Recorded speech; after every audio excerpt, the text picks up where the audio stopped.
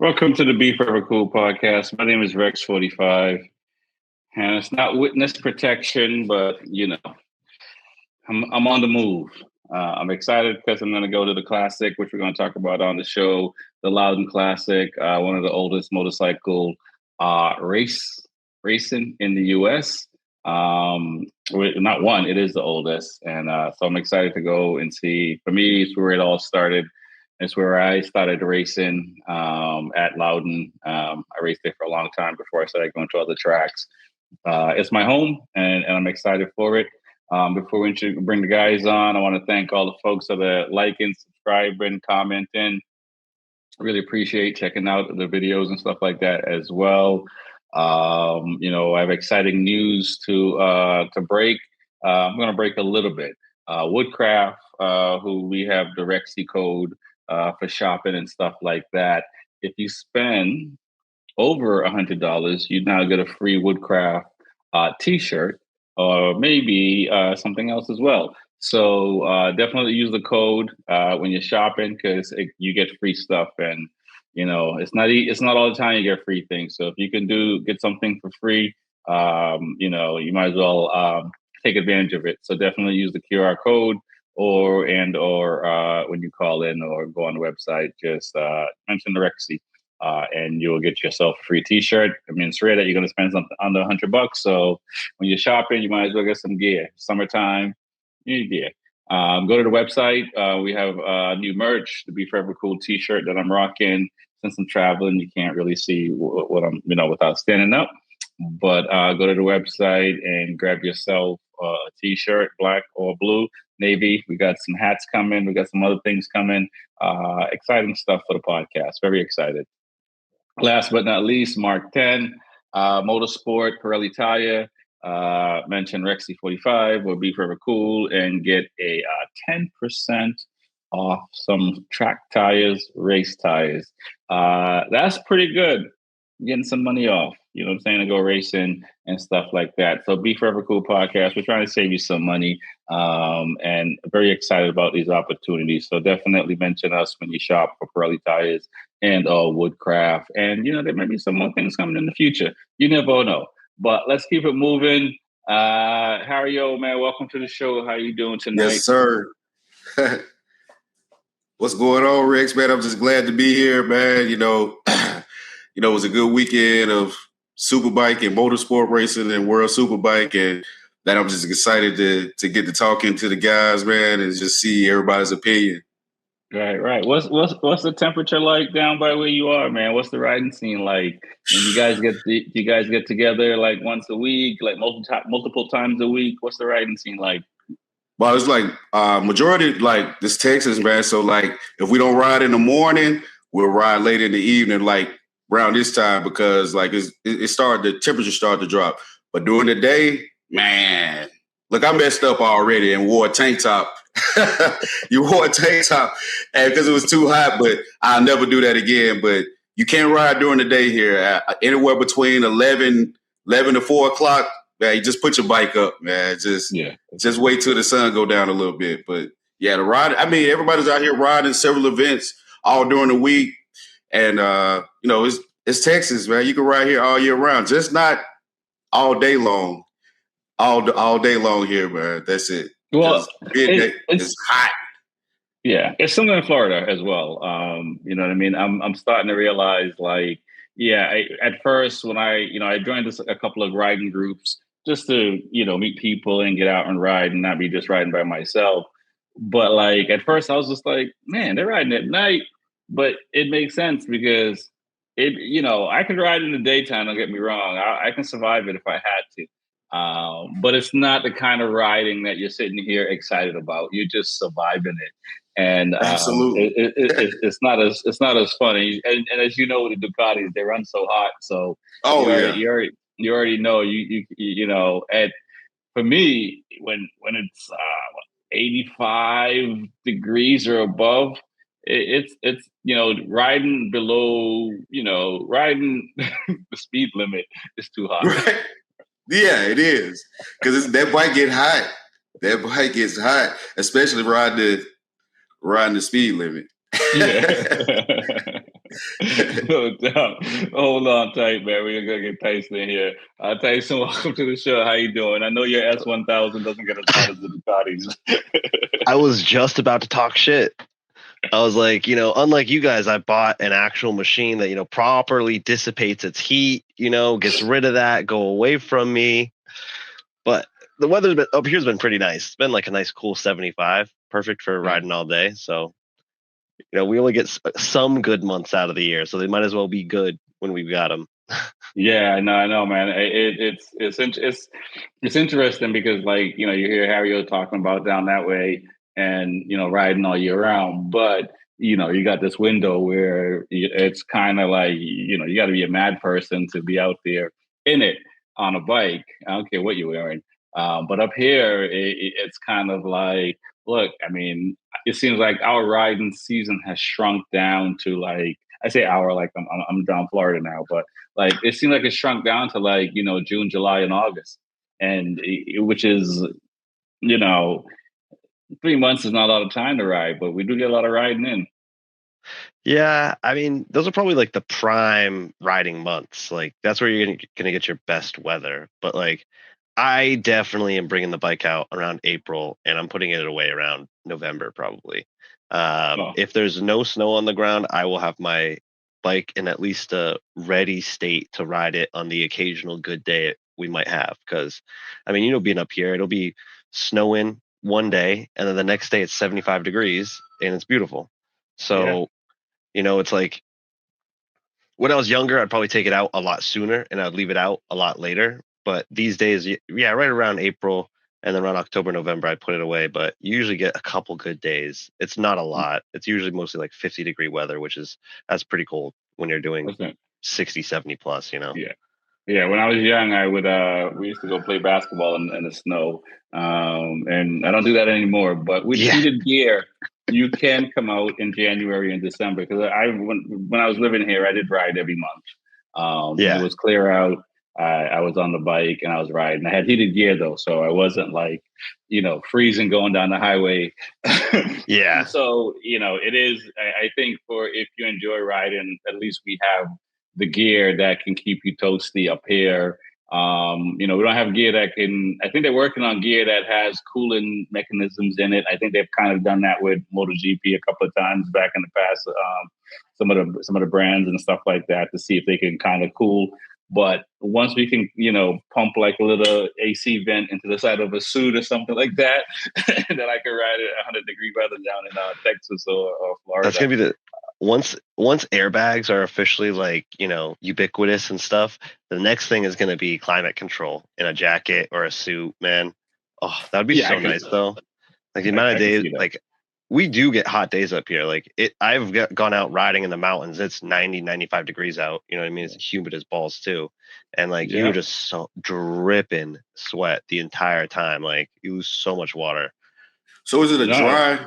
Is it dry up there or? No, it's humid as fuck. Seriously? Oh, wow. Yeah. Like during the summer, it's close to, I would say it's 75% to 100% humidity every day. Whew. For the most part.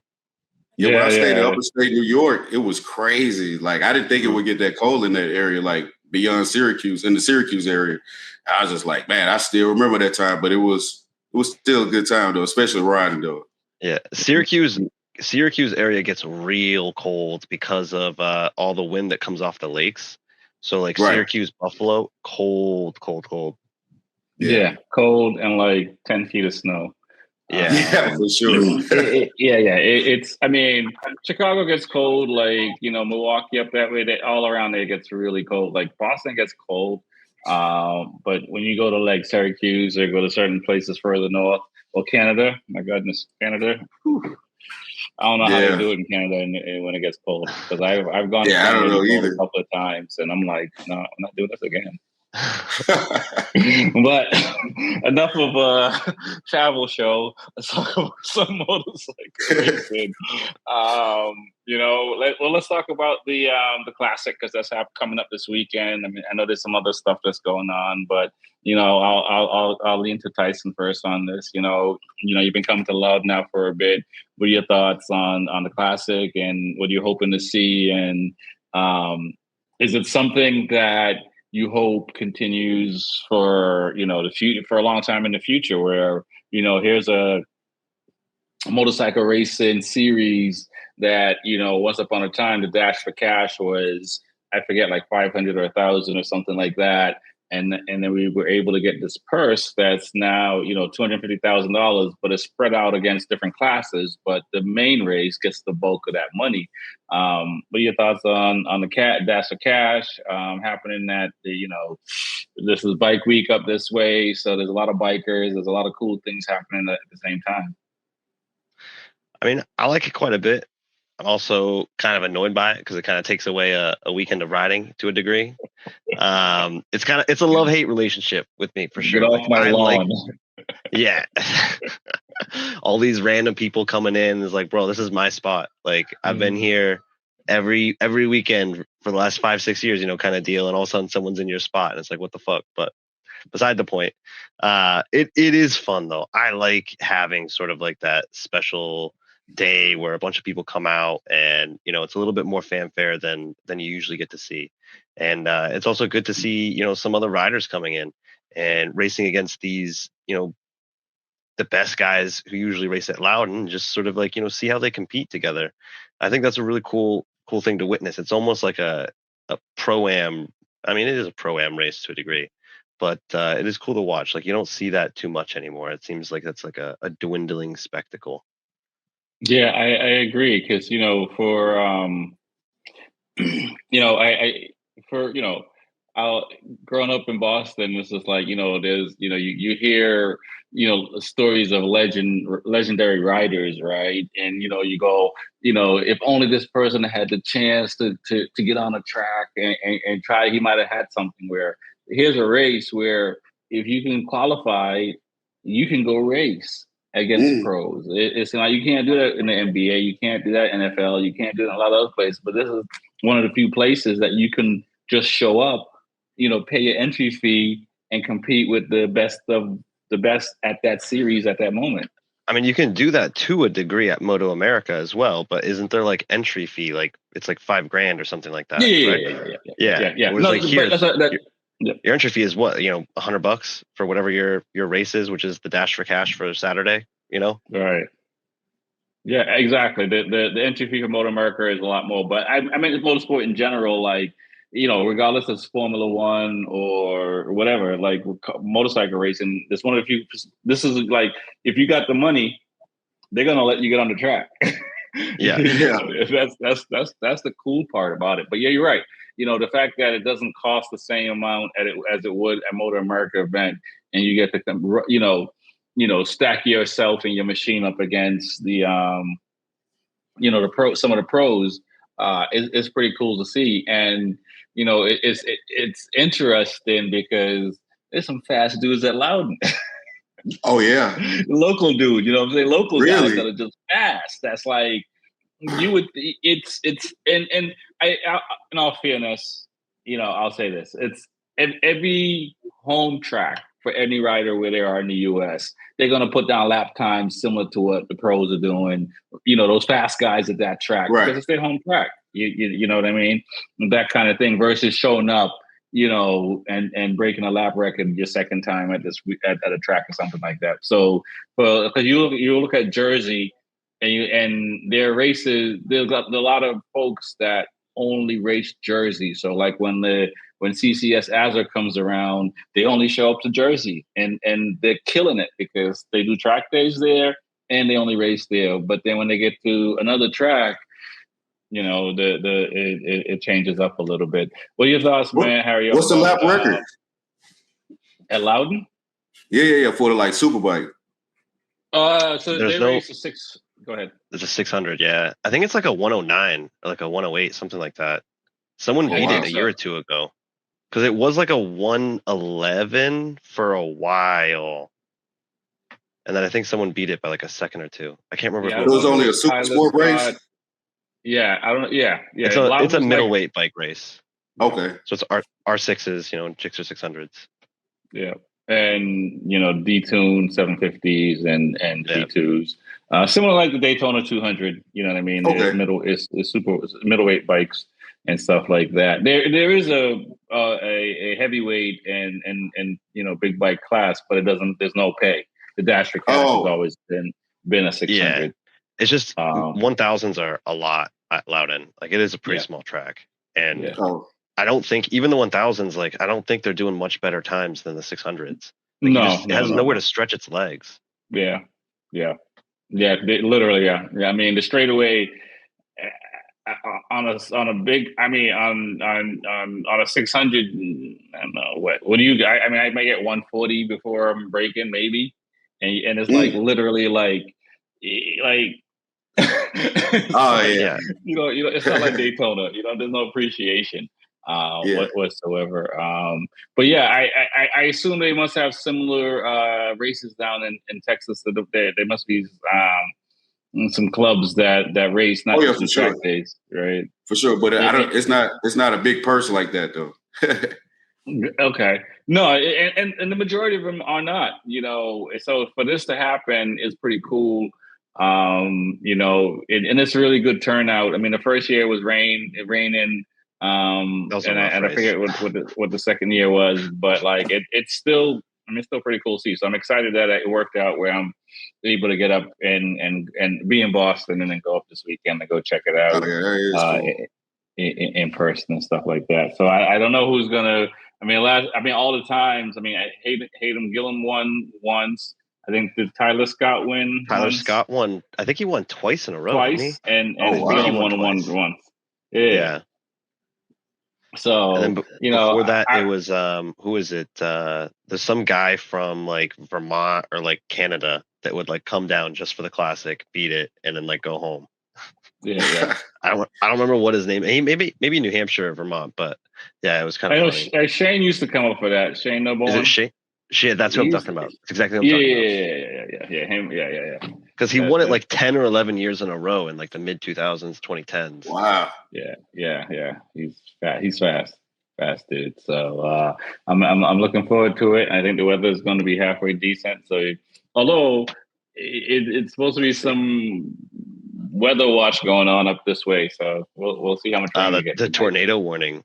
Yeah, we had one too. It's pretty wild, but Harry, like Boston is not that big, so it's a small city, but it's a fun city. Yeah, and sounds like and to be one of the first 13 that it believes us as big as New York City. Even though we're not. We believe we are. And right. We are. If you look at all the records, it seems like we are. So I all the places to grow up, I can't complain. Right. All right, let's talk about World Superbike a little bit. We just kind of, we already chopped it up on the previous show, but I was watching Super Sport and the Superbike race. I just want to see if you guys had anything to get off your chest about, Bulaga, what Ika Lukono did. I mean, I think he's getting more upset, which is good because that means he wants to get faster. I mean, I think Ducati might be making his bike just a tad slower, just to keep tuning it a little bit. But we start with you, Harry. I mean, what do you think of the race weekend at Mazzano, and what Ducati's doing? Right. It was cool. Like I watched both races, but the second race, the second Superbike race, I wasn't too much interested in it because it's a Bulaga show. Like, you know what I mean? He's really showing out on the Ducati, and like his teammate, he's trying, but like you said previously, like maybe they're making Bulaga's bike just a little faster than his bike. But my most interesting thing to watch this past weekend was Super Sport, and just so excited to see what Valentin is doing with ZX Moto, and just. Man, it's just a manufacturer just come out the blue like that, and to lay the laps down and battle some of the biggest names in motorsport history. And Mazzano was just, it was a sight to see, especially with an unknown person that we really haven't heard about, as far as Valentin being a Frenchman, and just him just pushing that Chinese bike to the limit, man. It's just good to see, like, and especially the way he rides. It's just a very unique riding style that he has, and he's putting pressure on. He's putting pressure on everybody on the grid, because if you watch the races, it's pretty much a Yamaha type thing, and the V2s kind of come in a little later. But to see Valentin just take charge of that, and on a brand new manufacturer that nobody has never heard, and for him to just push it to the limit like that, to show his skills, along with pushing that bike to the limit and showing the the power that bike has, is Super Sport is being more watchable versus Superbike, because it's kind of calculated of who's going to win in Superbike, just to be completely honest. Right.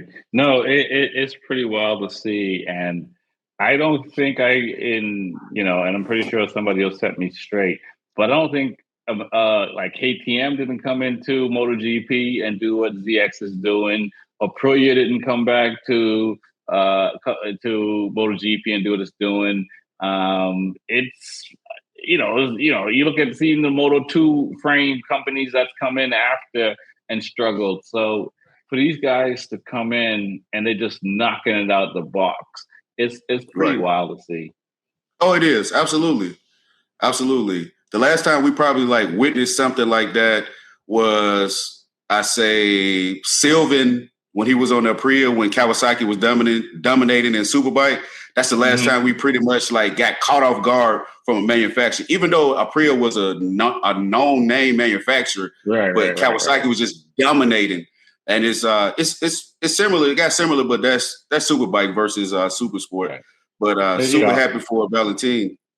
Yeah, yeah, likewise, because his career was up and down. I think he was in Superbike for a bit and then got pushed back down, or did he go back to the 300s for a bit and came back up? But he didn't have a career like some of these other guys have had, where it's just been consistent, trajectory going up until you're either injured out or old, and it's time for you to move on. Tyson, man, what are your thoughts on the Superbike? I mean, you can even talk about the sport bike, the Super Sport, or the Superbike class. I mean, I still think the Superbike class is fun to watch. There's other riders that have come in. It's nice that Garrett Gerloff got signed to another year to Kawasaki. Hopefully, they add a second bike, so that way he has a teammate to hopefully get a little bit quicker and fight. What are your thoughts, man? I'll start off with Super Sport. I can't recall another manufacturer. Is this their first year, ZX Moto? Yeah. I can't recall another manufacturer coming in in any sort of racing in their first year and compete for wins and the championship. Yeah. Other than maybe Group B Rally, but that was kind of an iteration of something they were already doing, and then just took all the brakes off and just said, go ham. You know what I mean? But that is quite impressive of them to be that high up in the championship as a new manufacturer. When it comes to World Superbike, at this point, I would just be watching to see if he can pull off the perfect season. I mean, a win in every single race. If he just crashes on the last weekend, that would be devastating. At that point, that is his championship. Win every one of them. See if he's the only one who could do it.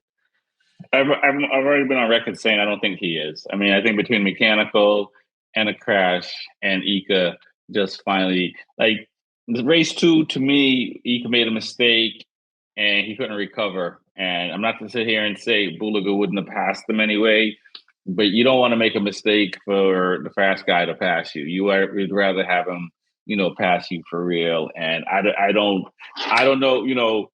Sometimes you can get yourself upset and pull off a miracle, but I don't know if you want to race a motorcycle being upset. Yeah, I think you want to race a motorcycle feeling good and having fun. So we'll see what happens, in the future. But I do think that the only person that can probably beat Bulaga at this point is Ika or himself. Yeah, I agree. I mean, he's had 18 chances basically now to have a mechanical, and he hasn't. That is quite impressive. Just from the manufacturer's side and their support. I mean, they've been basically running the same bike for the last 4 or 5 years with some iterations, but I mean, they've done a great job. I mean, I remember when they first brought that big V4, it was having a bunch of mechanicals the first couple of seasons, and I mean, this is impressive reliability in any sport of racing classification whatsoever. But yeah, I don't unless there's a mechanical or there's just some freak accident or he just loses it in a corner somewhere. I don't see anyone beating him. Yeah, no, I know he's going to win the title. But we'll see. I mean, they're gonna have 3 weeks off, and then come back, and we'll see. It'll be interesting what the second half of the season look like, because I think the motors. I think the motors more than the Kawasaki, but definitely most of the Ducati riders feel that if they got whatever Bulaga has, they can be a little bit closer to him. I mean, it's the same bike, so it'll be interesting to see. But let's what talk else are they not getting? They're not factory. They're not factory, man. But I'm just saying, like, what's the point of they not getting? They don't get all the up, down, left, right. They don't get all the cheat. They don't get the cheat codes. Don't get the cheat codes. I don't know. Do they share data? Do they share? I think they should. I know MotoGP they share data. I assume in World Superbike, I'm making the assumption in World Superbike that all the Ducati share data, but the factory team gets the best components, and for sure. riders have to earn their way up to get parts, which is I don't think it's fair. But we see them. We see it with Zarco and Honda. It's like, yo, I got the win. I got the thing, but y'all ain't giving me parts. Y'all treating me like the guy to go test everything, and I'm the one that can get on the podium. Like, let them test it, and let me continue to get on the podium. It's one thing that I remember from when Jack Miller was with Ducati. He said that that Ducati, the team Ducati, the actual team, head team, has their own 3D printer. So like they print parts out. Yeah, so it's easier for them. So I can imagine if they have it in MotoGP, and for sure they have that in World Superbike. So Bulaga's are always going to have the top tier things every time he steps on the grid. Right. We know from tuning our bikes or tuning cars or whatever, not all tuners are the same. Not all engine builders are the same. Right. You gotta know the right person, and you gotta hopefully that the right person likes you and want to help you. Absolutely. So I think we saw that in the super sport class with the Yamaha R9s. Where they struggled more last year than this year. But it's about the parts. It's about who can make efficient parts and make the difference. Let's talk about MotoGP. Mark Marquez is back. He's in Bruno. One of the, I forget his record is either 5 or 4 wins at the track. It's a track I would like to go watch in person. I got to say that I'm looking forward to going to the Czech Republic and watching the race in person. I am a fan of the track as a whole. I don't know if you guys caught the press conference from earlier today with Bez, Mark, and Acosta. It's I don't even know where to start, but let's start with Aprilia since they're up front, because last week was a situation where you just got to eat it at this point. But where do you see Aprilia having to go? I mean, we won't know what conversations we had with anyone. This is it's a fast track, so like, what does Aprilia have to do this weekend besides not crash, which we figured 2 races ago with Raul and Martin, and the conversations that everyone had at Aprilia, like this past week, race wouldn't have happened. It's rider error. It sounds like, just listening to Mark and everyone say he made a mistake. What does Aprilia have to do this weekend to kind of continue to show that they should be the the manufacturer that everybody is chasing. What are your thoughts, Ario? I think Trackhouse and Bez needs to get in front of Mark ASAP. They don't need to let Mark get in front of them because you see what Mark will do this past weekend. The last race. If they can stay in front of Mark, then they'll be good. But Jorge Martin got that double lap penalty, so he's probably not going to place anything higher than 8th, maybe, due to whoever's on the course the GP this weekend. Because just like you said, it's a fast GP, it's a fast circuit, so he's not going to be able to recoup anything below 7 or 8. But like I said, Rob Fernandez, Agura, and Bez just need to stay in front, man. They need to do whatever they need to do to stay in front of Mark. Because as we all know, Pedro Acosta might start off with a lead, but that KTM is not going to hold his weight. But if they can just stay in front of Mark, then they'll be okay. I think that has to be the strategy. He's getting close, though. He's getting closer. He's definitely a lot closer. Between being upright on the bike and finishing races, right? Because last year, he was bending it or sending it, or both. So he's definitely getting closer. Tyson, what are your thoughts, man, on Aprilia? What they got to do to kind of let everyone know, like, we're not a hurry come up, as they say. I'm gonna have to agree with Harry on this. Like, I think their plan has to be just get as many of their bikes in between Marc Marquez in first place. What were you saying? This is Mark's 4.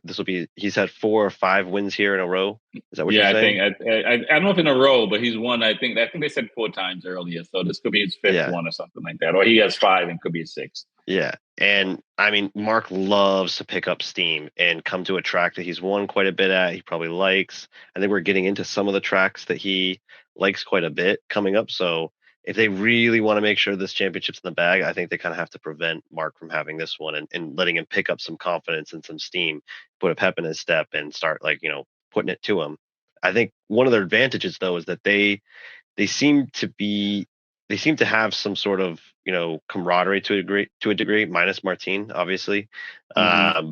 But I feel like they could work relatively well with each other, just to be like, if they're like, all right, whoever's in first, all right, they get first, and we'll just if they make mistakes, we'll take them, but we're not going to hound each other too hard.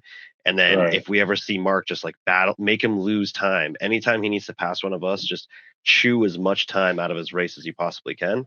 I think they could pull it off, but they got to make sure they start out in front of him or get in front of him. I agree. And I think, I think the key to that is Agura, right? Agura has to qualify well. Because that gives that, we know Raul can qualify well, we know Bez can qualify well, and Agura is the only one. We know Martin can, so Martin would have to get pole position to finish to end up in maybe 6th or 7th place. Maybe he can fight his way back up, right? If he's not on the starting grid with the double long lap penalty, it's going to be tough for Martin. So I think Agura just has to. He just has to qualify well, and we saw a little bit of that last round, and so I think that if he qualifies well, I think it gives them a shot. Now, you got both you guys have been talking about Mark and Ducati, and unfortunately, Digia didn't get a chance to show what he can do. It seems like Pecco is just in the right place at the right time moment, right? Because he's just picking up the scraps, but. Is it really just Mark? I mean, it's fair to say Digia can also be an issue as well, and should be an issue. Got to be mentioned. I can't say Pecco yet because of the consistency. You got to beat the people. You can't just finish in front of them because we're in the right place. Consistently got third in the last 3 races. Yeah, Digia has been a problem. I think him and Agura need to that's Agura's problem. Agura needs to handle Digi.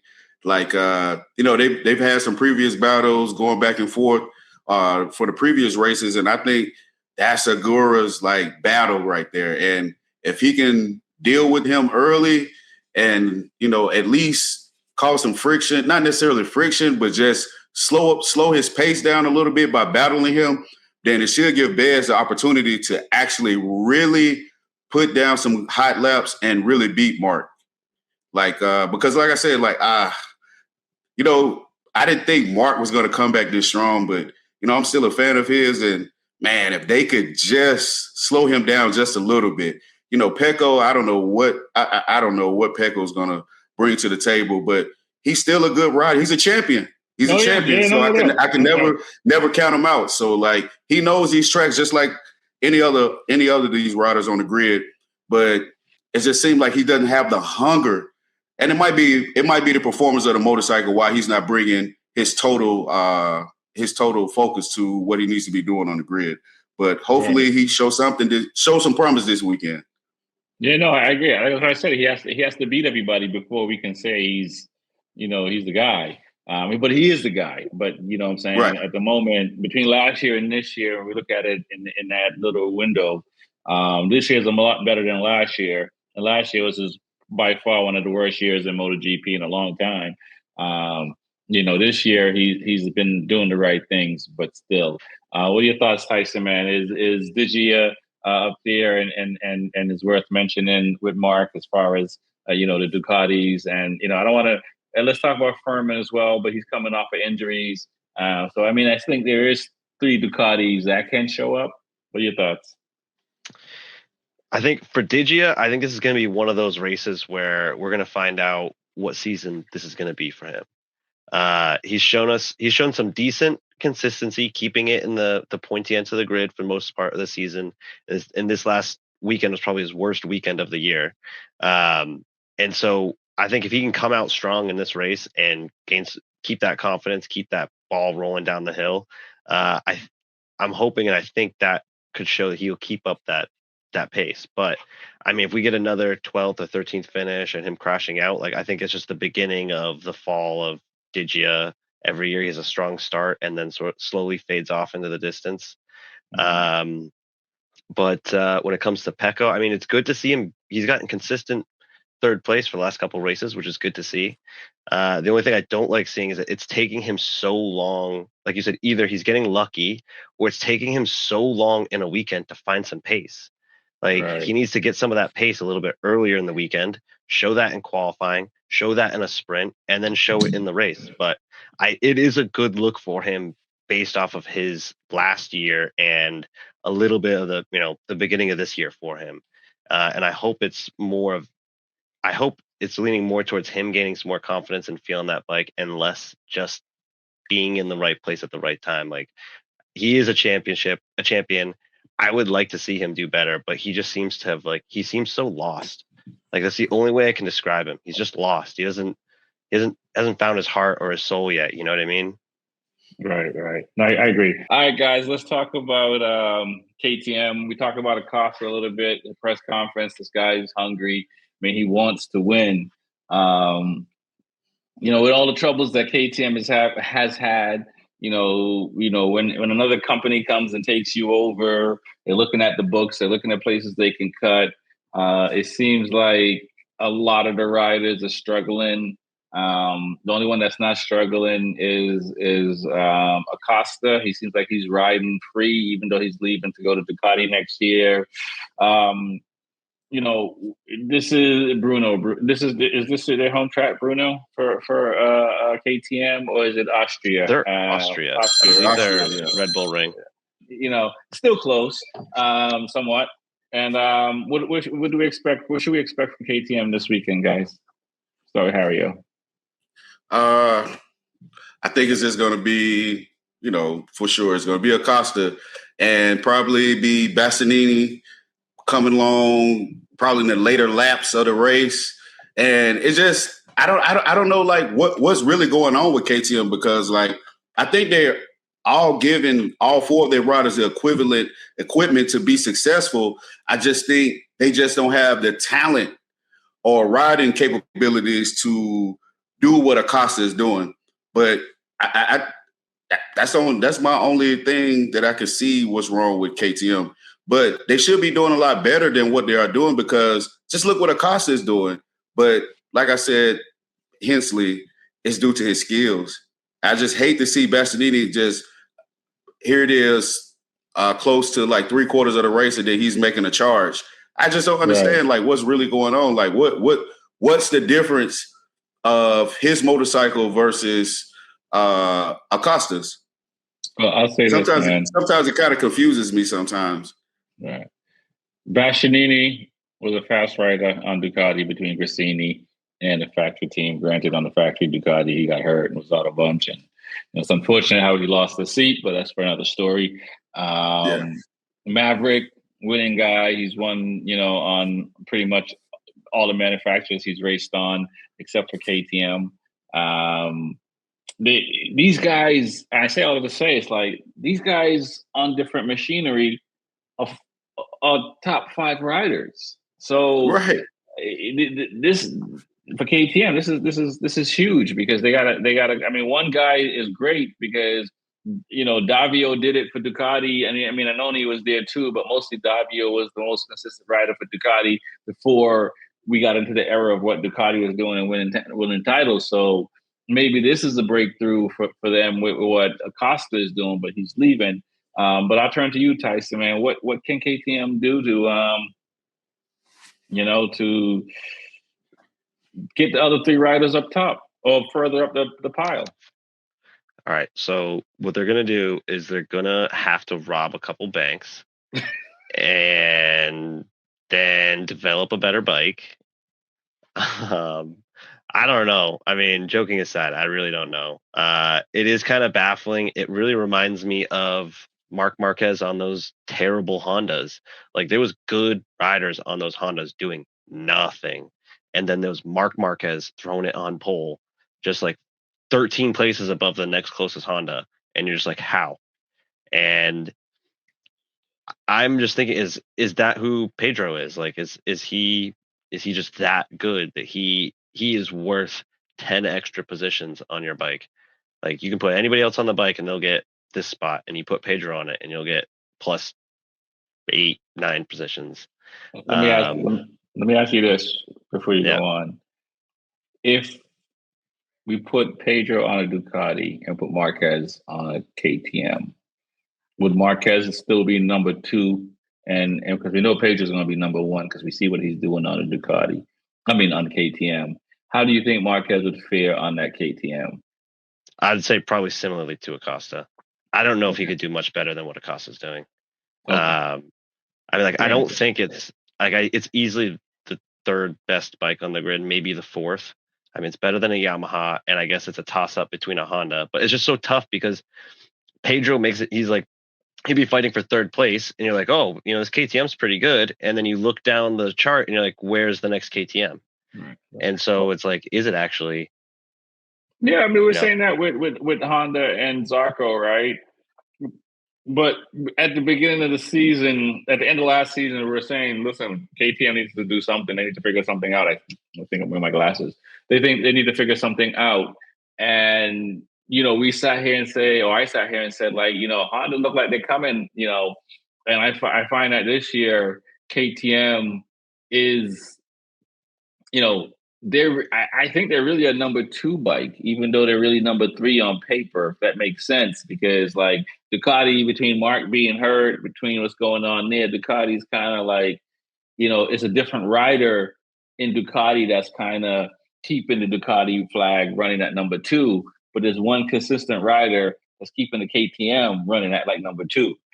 You know what I'm saying? Yeah. I mean, if in that case, then I would say, like, if you give me that information, I would say the Ducati would be the better bike. Like, if I'm seeing a bunch of different riders keeping the manufacturer at their 2nd place position, then I would say you're seeing a lot of different people finding success. Whereas you tell me about KTM, and I'm like, okay, so only one person is getting success on your bike, and everybody else is averaging, less than that. Like, well, there's obviously something's going on here. Maybe it's the rider, maybe it's the bike, maybe you gave one person a different bike than all the other 3. But like, to me, I would say like you're 3rd, in that case. Okay. I don't know. It's interesting to say the least, because you would think everybody would be equivalent on the grid as far as KTM, but it's just always Pedro Acosta's up front and the rest of the three riders are like in the rear, and it's just like, man, what's going on? What is going on? Like, what the South African kid? Bender? Yeah, Bender is he's not progressing. You know, it's just, and it's crazy to see that though. Like, it always intrigues me just to see how KTM is just Pedro Acosta's fast, but all the rest of the three guys are slow. It's just, I don't know. I think, as I'm listening to you talk, Kevin Garnett comes to mind because, when Kevin Garnett left his team and came to Boston, I don't know, at some point he said he should have left sooner. And I wonder where Brad is being loyal, because he was KTM on, he won a world title on Moto2. He came up KTM. He's what, Jorge Martin should have been, right? Because that's what Brad did. And so forth. And I'm wondering if Brad, should have left KTM some years ago instead of being this way. I mean, who knows? He could be a test rider in the future, and KTM and Red Bull and all that. He'll probably have a good financial life. But I'm wondering if Brad should have, because if he's out of MotoGP after this year, I'm wondering if he should have left KTM sooner. What are your thoughts? Yeah, I agree. Yeah, I think so too, because he has the skills. He's been putting it on. I mean, like you said, from Moto2 to where he is currently, and I just think he's just been loyal to the people that have given him opportunity. And just like you made that Kevin Garnett analogy, he probably should have left. Sometimes it's the right place at the right time in the right situation too. Like when you're talking about Kevin Garnett, I was thinking that, like, sometimes a bike or a chassis or the way it rides just speaks to a specific person, and they can they're like, this is exactly what I wanted and how I wanted to feel it. And they just ride the wheels off it. Whereas other people are like, I have no idea how you're riding this thing. It is terrible. And they can't do anything on it. Like, Sebastian Vettel, when he was with Red Bull, he liked a really loose rear on his car, or not a loose rear. Sorry. He liked a lot of rear grip on the back of his car. And he didn't really care much about the rest of the setup. Whereas, Max Verstappen needs to have like a really tight front end, and he really needs to chuck that car into a corner and to get the max out of it. And we've seen a little bit of that from them too, is like the car kind of lost that edge to it, and Max could no longer sort of push it that far. So I feel like some of this might be a little bit of that, is that some of these bikes are really speaking to some of these riders, and they're really utilizing them because they've kind of melded with it so well. Right. Yeah. I mean, that's so you think it's like on the. Go ahead. Do you think it's like more of like the R&D side, where like the engineer is pretty much saying, is whatever's working for Acosta, you guys need to try to follow suit and try to, meet the standard of what he's doing? Or do you think they the R&D guys, the engineers try to, make the bikes personalized to the different riders? I mean, it's a chicken or the egg, Is it fast because Acosta wants it to be fast, or is it fast because Acosta's making it fast? You know what I mean? Yeah.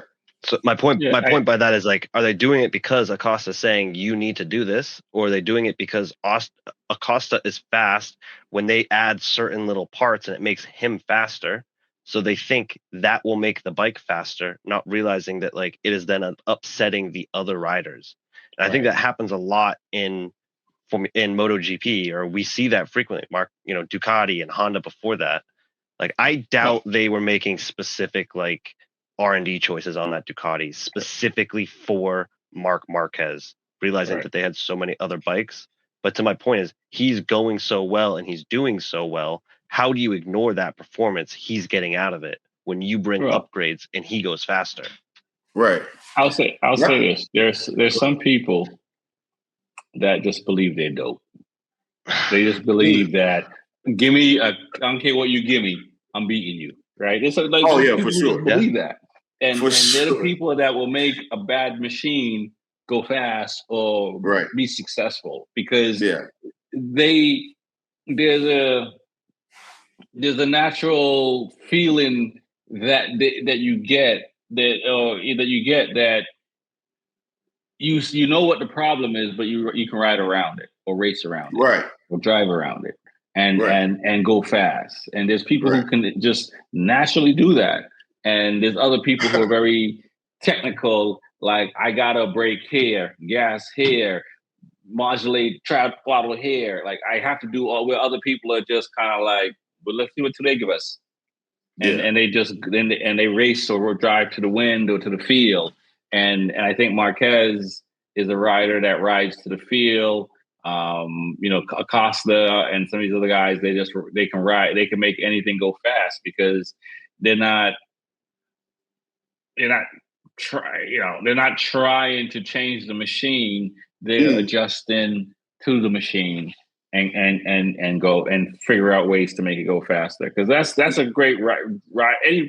Okay, what field you in? When you can figure out how to when you can figure out how to get around problems and be successful, like that's life, right? Man, I'm telling you, that is life. You're absolutely correct. You're absolutely correct. And like to your point what you just made, Rex, about like how people conform themselves to the machine. I think about when Casey Stoner was with Ducati, and when the late great Nicky Hayden came to Ducati. He said that he couldn't understand, like, it was so tight, it was so stiff, the Ducati was so stiff. And like you just said, it was to the greatness of who Casey Stoner was, because Nicky Hayden had a problem. He was a champion before Casey Stoner. He was coming off a Honda. He said that it was just the bike was just so stiff.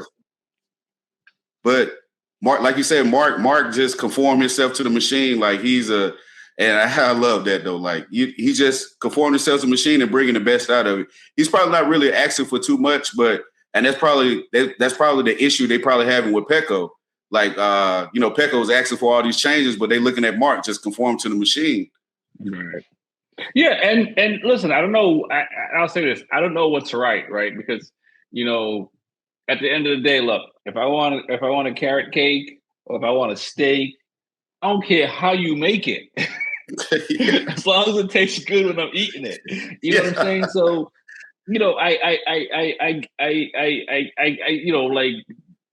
this is the thing with what's so cool about the racing, right? Because you look at these riders. And you're looking at a guy. I can't say I don't know Pecco enough to sit here and say it's like if he's a numbers guy where he's just like, give me the numbers and I'll make it work. Maybe he's a field guy. Maybe he's kind of like, he needs to see the future a little bit. As human beings, we all move at different stuff. So I don't know if it's fair for Ducati to loosen up the restraints in a way that they say, look, let the rider figure it out.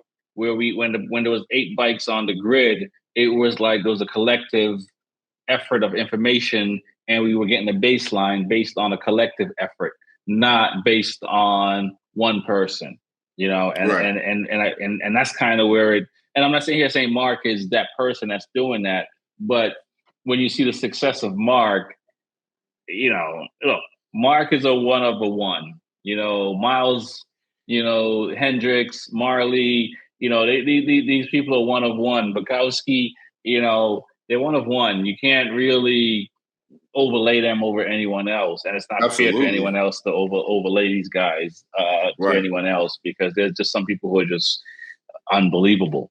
You know what I'm saying? And I think that's it with Mark. And so we'll see what happens with Ducati coming up this round and stuff like that. And we talk more about Pecco than Digi, but I think that it'll be interesting to see what Ducati does, because I'll say this: if they don't win the title this year, it can't be an excuse that like, well, we were coming out with a new bike next year.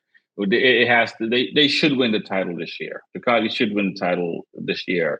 And at the moment, they're behind. And so we'll see what happens at the end of the season.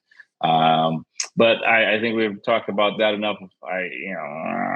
Let's talk about Yamaha, because, it's tough in Yamaha. It's tough. Yeah. With them. I mean, I don't know if they've thrown in the towel yet, and they're just sitting here looking at the new bike and only focusing on the new bike. But from I'm a fan of Yamaha. I have two Ducatis, two Yamaha, two KTM, so I like bikes. But it's tough to see what Yamaha has when you've had riders like Quartararo, like Lorenzo, like Rossi, and I don't know if these guys. I don't know if the Rossi or the Lorenzo would have been able to make the bike go any faster than Quartararo is going on with. But at this point in time, like, do we just accept that Yamaha is just in the split space where they be, and we just don't take it personal in the fact that they're not being successful, or do we yell and scream and tell them to fix the problem? Yeah, I think we should be yelling and screaming and fix the problem. They're a professional team. There's no way that you should show up. There's no way.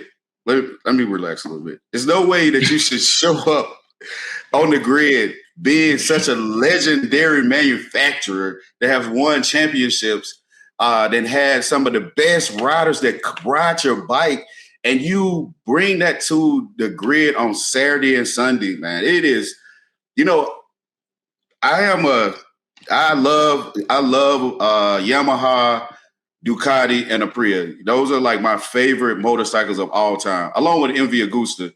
But to see them not able to hang with Ducati and Aprilia is saddening, and it's saddening, and it looks bad on their legendary status of being such a breakthrough type of manufacturer that they have been in the past, and for them to bring the package that they're bringing every Sunday, man. It is. I'm not saying it's depressing. It's not depressing at all, but it's saddening to see, because they've had championship riders that come there and win, and I mean 1 and 2, like in the championship for years. And what they bring to the table, and seeing Fabio talent get wasted like that, it's just insufficient for me. Yeah. Okay. Listen, Mr. BMW guy. I mean, we're not in MotoGP, but I'm sure you like Yamaha. What are your thoughts, man? And where they at? BMW will join MotoGP when Porsche joins Formula One. You hear me now? Oh God, let's do that. I'll put my Porsche hat on. But I mean, do we not forget too that Yamaha was the last not Ducati manufacturer to win a championship?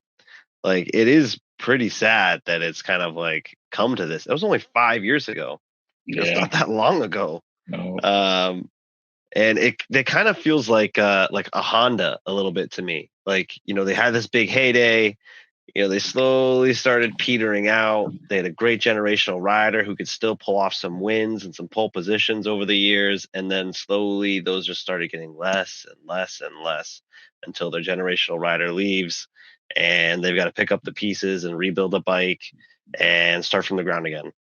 But I'm with Hario, though. It is sad. Like, I remember seeing Rossi on that Yamaha. Like, you see a MotoGP event and you see a Yamaha on the grid. Like, I get a little worried. Well, I mean, not these couple years, but I used to get really worried, being like, any one of those riders could have thrown it on pole or in a podium, even on like a relatively off year. Like, it could just be like their race that year or that day, and it's just sad to see. And I think Quartararo's checked out, and I think Yamaha's checked out. I think you're not going to see shit from them this year. All of their money and time is going into next year's bike and motor. Like, they may invest time and money into this bike only if it will show them results for the following year. Right. Otherwise, they will not invest the time and money. Yeah, let me ask this, right? Because you mentioned Rossi, we all did, and when he joined Yamaha back in the day, nobody thought the Yamaha could win, but he thought something. The rider did. And so where Yamaha is right now, it's like, is it the rider's job to make us believe? Or is it the manufacturer's job to make us believe? Because it's always been the rider's job it's always been the rider that made us believe. It's never we're never been sitting. We're as much as we're fans of the sport, we're fans of the riders more than we're Correct. fans of the manufacturers, right? You know It's what I'm saying? different these days, though.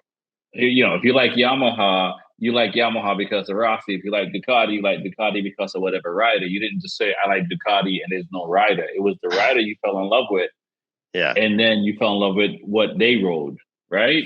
So Yeah. is it Right. so should these riders with Yamaha right now start to believe they can make the difference? I pose a And I'm not question saying though. they're not believing. Not start is not the Yeah. right word.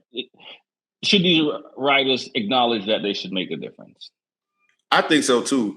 I believe that. Like, I pose this question: do you think they're just picking riders, and they're not really pairing them up with the engineers? Like, does the rider of the motorcycle have the knowledge to convey the information that they need to get the best out of the motorcycle? Do you think that, or do you think they're just fast riders? Listen, I'll say this, right? And as I'm listening to you speak, I think of Lewis Hamilton and his win with Ferrari. We look at what last year with Ferrari when he first got there and the changes. Ferrari embraced Lewis Hamilton's suggestions, changed their car, and you see where the car is. Exactly, especially for the brakes. I seen that about the brakes. I read that about the brakes. So at the end of the day, I gotta say it's the rider. Yeah, I think so too. I don't think they can speak the information I don't think they can convey the information that's needed to the engineers to get the best out of the bike. I don't think they possess the knowledge. I just think they've just been riding motorcycles since they were kids, and nobody really sat them down to teach them, hey, look, how does this feel? If I explain to them everything, the intricate roles of everything in part of a motorcycle to bring out the best. I don't think the current MotoGP riders have that particular knowledge. Listen, I agree. I agree with you, and my analogy is music. Do you respect the producer that remixed the melody that whomever created? Or do you respect the person that created it and the engineer or the musician? They just remix it. I think some of these writers are trying to be like Mike. They're trying to be like this, but they ain't trying to be like, nah, not Mike. It's 45. You know what I'm saying? This is right. So I think that some of these writers, artists, and whoever else need to. I mean, it's a different space because there's so much that has done. So there's not a lot of room to kind of move the needle in a direction like how it used to be done. But at the same time, once upon a time, Quartararo used to say, "I don't care, practice anything. I'm on a bike." And somewhere along the line, he lost that. And I think riders or people in general need to try to not just move the needle, but be a part of changing the needle. And as a rider, the Lorenzo, the Rossi, the Marquez, we can go on these riders who have moved the needle in a way, which is pretty impressive. So Tyson, man, what are your thoughts on, is it the riders? Is it the bike? Is it just a bad time and a moment in general? I think part of what we may not be appreciating is the very rapid change in technology that all of these guys have just experienced. Like, okay.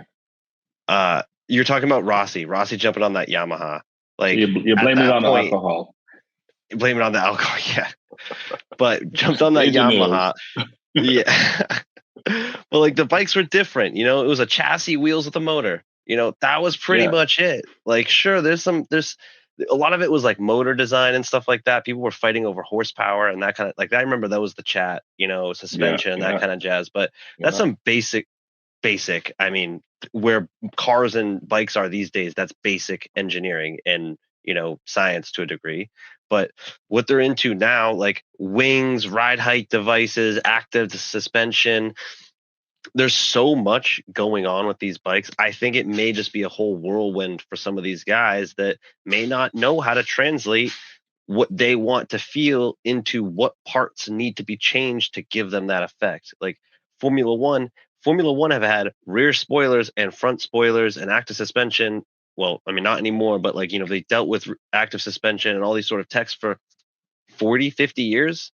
Like there's very little sort of new groundbreaking technology that they're really experiencing from one year to the other.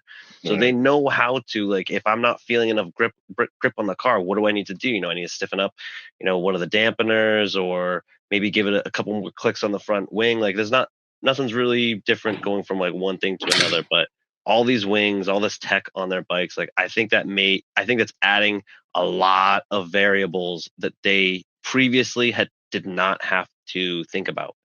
And I agree with you. There probably is a little bit of just miscommunication between engineer and rider, and they're all still trying to figure that out right now. Would be my guess as to kind of what's going on. I like that, man. No, yeah, I did not think of it that way. But you're absolutely right. You're right. This is still all new technology. It is. Like it's not 40 years of tech.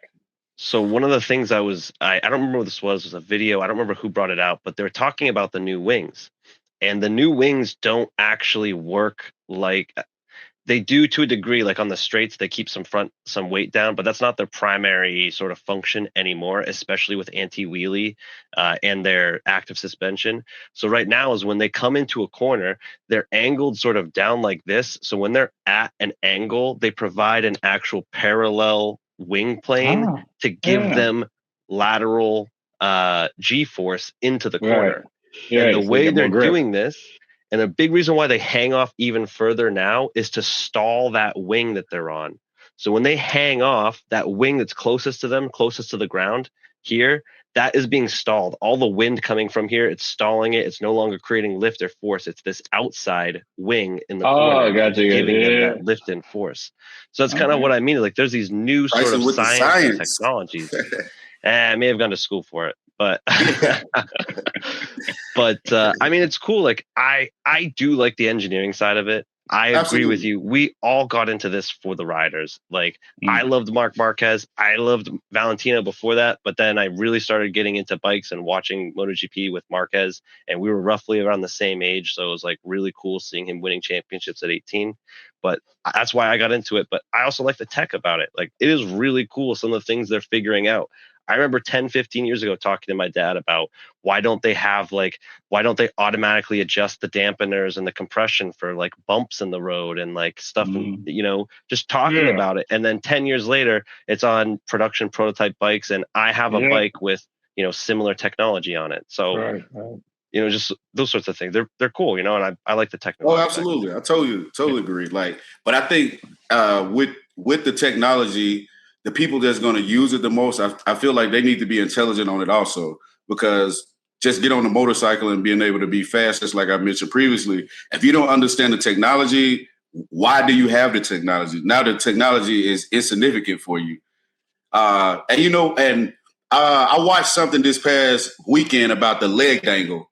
Like as they prepare themselves to go into the turn, how it levels the bike out almost like as they do the leg dangle and prepare them to lean. I was just like, man, I never thought about it. It's not just something cool that they do. It's the science behind it. Yeah, it's the science behind it. That can actually help you in your normal sort of commuting. Like if you have a lot of wind hitting you from like a side angle or like different angles, if you stick your leg out, it provides just a little bit of drag, and it helps keep the bike, like instead of like going back and forth, the bike sort of like keeps straight because you're giving it sort of like a pressure against that wind. Right. Turn this into a science show. Come on. I know, right? Hey, this was about, man. I love it. I love it. Well, things you can do on Wikipedia at 2:00 in the morning. Yeah. Man, come on, man. We're using AI now. We're not using Wikipedia anymore. Hey, whatever. Hey, listen. I mean, this is the cool thing about this sport, because it's about the individuals that are up at 2 a.m. that are learning stuff and feel like we go back to the builders or the people that like there's not everybody can do it, but there's only a few people that's doing it right. Correct. And it comes down to the obsession of the person that really wants to, are curious, right? We're all, Right. curious and asking questions of stuff and wondering why and they turn around and find answers to things and we see where we are today. So, it'll be interesting to see what the 850 is like next year and stuff like that. I do still think it comes down to the rider, but we definitely need good engineers to make it work. And we see the disconnect when the rider and engineer don't speak the same language, and we see it when they do. So we're gonna, the MotoGP season is still pretty early, so it'll be interesting when we're at race 18 and 19 and see where things are. Let's pick the who you think is going to win the sprint and the main race, and then we'll get out of here. What are your thoughts, man? I mean, fast bike, fast track. What are you thinking? Oh, Tyson, go ahead, Harry. You go. No, all right, I'll go. All right. All right. I'm gonna be a Stan. Mark's gonna win the sprint. Okay. I'll have Bez coming in second. Mm-hmm. And I'll give it to Pedro in third for the sprint. Yeah. Okay. I'll have Mark, Bez, and Pedro for the sprint, and then for the main race. All right, yeah, it's not gonna be Martin. Definitely not. I'm gonna go with Mark again. Oh, Bez, and I'm gonna go with Fernandez. Okay. Oh, that's pretty cool. Hang on 1 second. It'd be a shame if Fernandez is not in MotoGP next year. It'll be a shame. It will, especially the amount of shit he got for so many years in these last 2 years. Like I was like, man, I felt for him. I was like, fuck yes, Raul, let's go. I feel like he's done enough to earn a seat.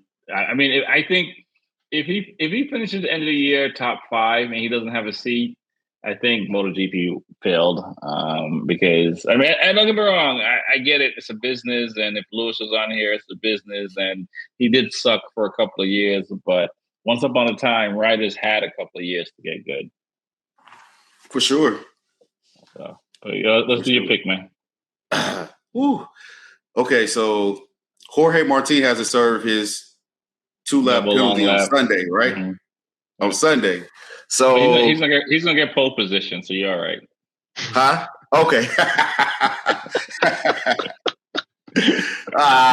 So I say Jorge Martin wins the sprint. Mark comes in second and Bez in third. All right. I can see that. Bez in third. Huh? I just had a little sandwich. On Sunday, I think Bez, Raul, and Mark. Okay. I see what you did there. Using science to, like, oh, yeah, that's right. He only has to do a double long lap in the main race, not the sprint. Okay. Right. Yeah. I would love to see Raul get another win. Yeah, I would love him to just dog it out with Bez the last couple of laps. That would be good. Yeah. That was a pretty good battle. What would be interesting, and it wouldn't happen, but like if those guys, if Bez or Ayagura and Raul got the front row, that would be a very interesting race. Man, it would. That first lap. I feel like Agura is the fastest out of all of them. Really? I feel so. In a whole race, I think so. Because you always see him coming through. And he's coming through people. He ain't just stuck behind people and can't find a way. Right. Yeah, it's because he can't qualify or he made a mistake. Yeah, that's what I'm saying. But if he got on the front row, yeah, I think he would beat the other two guys just based on his late race pace. Dude, I think he's the most inconsistent Aprilia. Like he does great and then he's terrible. He does great. No, Martin is the most Martin. Oh man, nah, you can't. Bro, he was consistently out last year. I saw the last pod. Y'all ragged Martin the last pod though. like again, it's I don't know. The dude just he's like Max Biaggi. That's all. He's just Oh man, the elbow, huh? like he just takes like when you think of company, we've talked about this on the show of of teams not signing riders, not spending money on riders, not doing what's best for riders. Aprilia threw everything at this dude and gave him everything he wanted. Like, just show the love back. Yeah, they're gonna use him as the reason why they don't do it again. Promise you. Yeah, and I think go ahead. Go ahead. I was gonna say a lot of other teams are gonna do that too. I think he's really there's gonna be languages and contracts based on like the Michael Jordan rule. There's gonna be the Jorge Martin rule. Didn't that already happen when he came into MotoGP? Yeah, he was supposed to sign with KTM in MotoGP. Yeah, he was. He moonwalked his way out of that deal to sign with Ducati. Yeah, did they have a rule after that, or is it just he burned the bridge with KTM? Is that all? I think I don't know about the rule, but I know he burned the bridge with KTM after that. And obviously the rule Ducati now he's burned the bridge, and then with Aprilia he's burned the bridge. So there's only really Honda and Yamaha left. You know, and the Japanese certainly don't have like an ego or pride or anything like that. So I was upset with Martin with that whole fiasco last year, and like, bro, I was like, man, they gave you everything. You wanted to be on a manufacturer. You didn't make it to Ducati. You got man. I thought he was. Yeah, I thought Aprilia and Jorge Martin was just like one of those like. What's the Marvel character? Nicolas Cage played Nicolas Cage with the chain. I thought it was getting ready to like Ghost Rider. I thought it was about to be some Ghost Rider, like just handing out wins and like get behind me. Y'all should have gave me opportunity, but it's just like, man, they gave you opportunity when nobody else would, and then you turn your back on them. Yeah, like, man, I hope you don't have kids. I hope you don't have. It was only after like 5 races. And then the guy that they got for, I don't know, a lot less money, he becomes the showpiece. Right. And it's just like, and I don't know. I mean, at some this is the problem with human beings in general, right? Sometimes we can't get out our own way. So I mean, he's a young guy. I get it.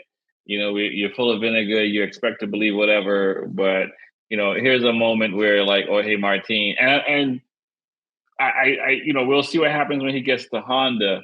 Yamaha. But like, bro, you were on a bike that you're on a manufacturer that you probably could have won a title. I mean, he still probably could win a title this year. So I'm not gonna say he's out of the title race if he gets it together.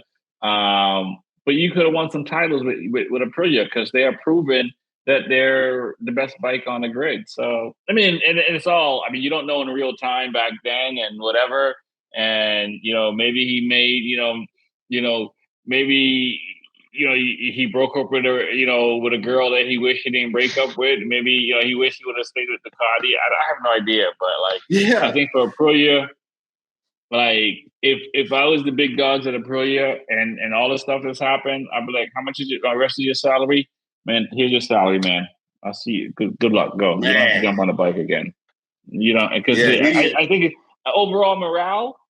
And I know we're all professionals and we're supposed to be professionals and all that stuff. But when you're on a team and the main guy is just not right, not everybody's still going to do the right thing. Some of that stuff is going to seep over into these people. So like to save the whole family, if I would have said, man, it's a loss. I'm surprised they didn't drop him like Vinales was dropped by Yamaha. Again, right? You see what I'm saying? Like they, and I don't know if it's good for the ratings. I don't know if it's good for ratings. But it, after round when he won and was getting on the podium, I was sitting here saying like, is there a way for Aprilia to stay with this guy? But it's just kind of like, no, it's not worth it. Like, he's not worth the hassle. Yeah. Like, Yeah. why would you want to? And I think You my know? guess is the reason why they didn't drop him is that whatever they paying him 10 million a year or something like that. They didn't have 20 mil just to say goodbye. Like, Yeah. Correct. Yeah. sure, Possible. Yamaha 10, 15 years ago had stacks of cash, and they were just like, "Oh, you don't want to play around? Whatever, drop in the bucket. We'll get somebody else, and they'll race our bike." But I just don't think Aprilia is. I don't think they have as deep of pockets as Right. Honda, Right. Yamaha, or Ducati. Yeah. Or KTM. No, fair enough. Fair enough. All right, guys. My name is Rex25. It's the Be Forever Cool podcast. I want to thank Harry with Two Wheels, One Chain, Tyson up north, the guy from up north. See you on Saturday King of the North. at the Classic. My name is Rex25. Peace.